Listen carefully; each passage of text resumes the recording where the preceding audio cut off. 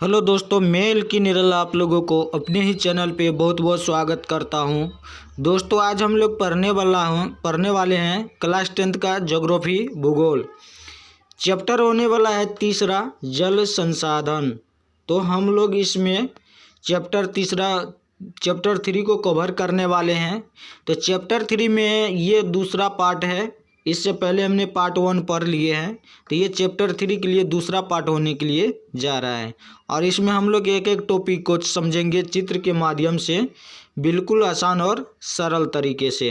तो चलिए हम लोग सबसे पहले समझ लेते हैं जल संकट।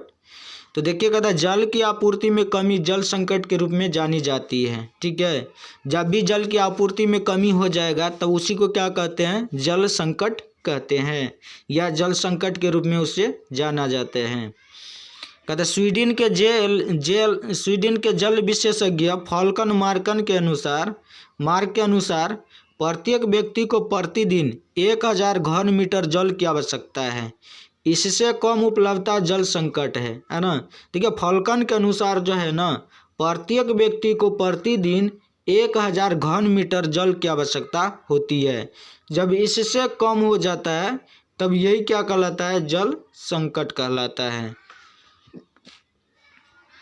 चलिए देखिएगा, तो वर्तमान समय में बढ़ती जनसंख्या, उसकी मांग तथा जल का असमान वितरण भी जल संकट का कारण है।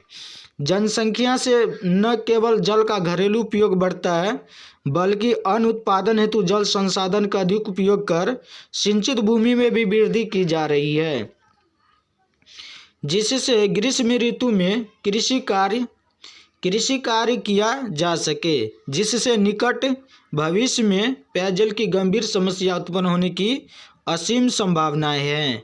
यदि इन समस्याओं से हमें बचाना है तो भूमिगत जल का प्रयोग सिंचाई कार्यों में कम से कम करना होगा।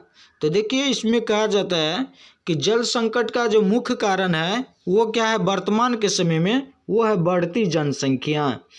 अब देखिए, बढ़ती जनसंख्या बढ़ेगा तो क्या होगा, उसकी जल का डिमांड भी बढ़ जाएगा, मतलब जल का मांग भी बढ़ जाएगा, जल का घरेलू उपयोग भी बढ़ जाएगा, और खेती बाड़ी भी बढ़ जाएगा, कृषि कार्य भी बढ़ जाएगा। और कृषि कार्य के लिए किसका उपयोग होता है, पानी का उपयोग होता है कृषि कार्य के सिंचाई के लिए। इसलिए तो धीरे धीरे जो है, इससे क्या पता चलता है कि आने वाले समय में हम लोगों को भयंकर, मतलब जो है जल संकट की असीम संभावनाएं बनी हुई है। इसलिए इसको कम करने के लिए सबसे मेन चीज़ जो है, जल संकट का जो आने वाले सबसे गंभीर समस्या वो सब आजकल के युग में जनसंख्या ही है। तो चलिए हम लोग समझ लेते, देखिए क्या कहते हैं।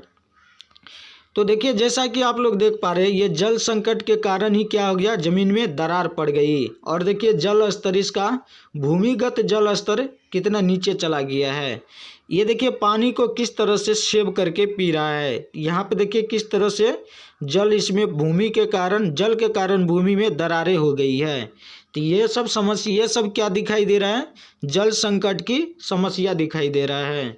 चलिए आगे हम लोग समझ लेते हैं जल संरक्षण एवं प्रबंधन की आवश्यकता। हम भविष्य में जल को किस तरह से बचाए रखते हैं, चलिए इसके बारे में हम लोग जानते हैं। चलिए देखिए, जल संरक्षण एवं प्रबंधन की आवश्यकता। जल एक ऐसा साधन है जिसका सीधा संबंध हर जीव जंतु से जुड़ा है। जल संसाधनों के संरक्षण का उपाय विभिन्न स्तरों पर किए जाने की आवश्यकता है। जल संरक्षण के कुछ सामान्य उपाय इस प्रकार है। तो देखिए, जल संरक्षण का जो उपाय होता है, तो इसके बारे में कुछ पॉइंट दिया गया है, हम लोग इसको जान लेते हैं। तो देखिए, सबसे पहला पॉइंट है, जल संरक्षण के लिए अधिक से अधिक जलाशयों का निर्माण, है ना। जलाशय जो इस तरह से है, ये जल संरक्षण के लिए अधिक से अधिक जलाशयों का निर्माण करवाना चाहिए। एक नदी बेसिन से दूसरे नदी बेसिन में जल का हस्तांतरण, मतलब एक नदी से दूसरे नदी में जल का भी हस्तांतरण होना चाहिए। चलिए इसके बाद देखिए, भूमिगत जल स्तर को उठाने के उपाय। जैसे यहाँ पे देखिए, भूमिगत जल स्तर जो है, जैसे यहाँ पे नीचे चला गया है, तो ये किस तरह से ऊपर उठेगा, इसका उपाय भी ढूंढना चाहिए। तो ये है हम लोगों को जल संरक्षण एवं प्रबंधन की आवश्यकता।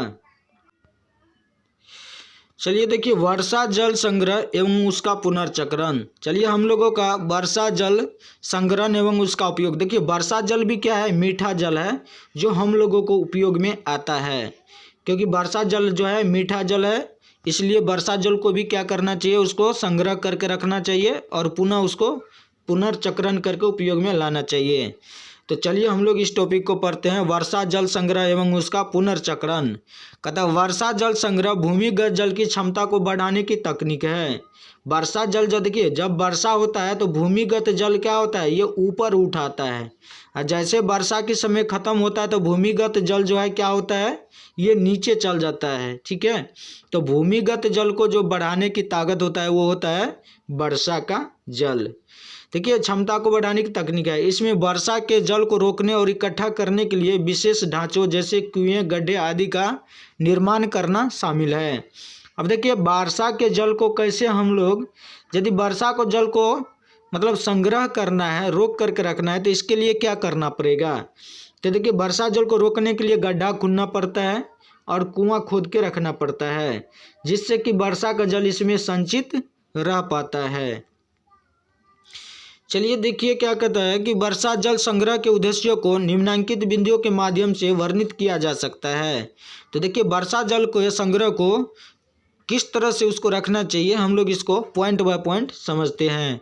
ठीक है, कहता है जल की बढ़ती मांग को पूरा करना, ये पहला हो गया। दूसरा पॉइंट है धरातल पर बढ़ते जल की मात्रा को कम करना। तीसरा है सड़कों को जल जमाव से बचाना। भूमिगत जल को एकत्रित करने की क्षमता तथा जल स्तर को बढ़ाना। भूमिगत जल की गुणवत्ता को बढ़ाना। भूमिगत जल प्रदूषण को घटाना। ग्रीष्म ऋतु तथा लंबी शुष्क अवधि में जल की घरेलू आवश्यकताओं को पूरा करना।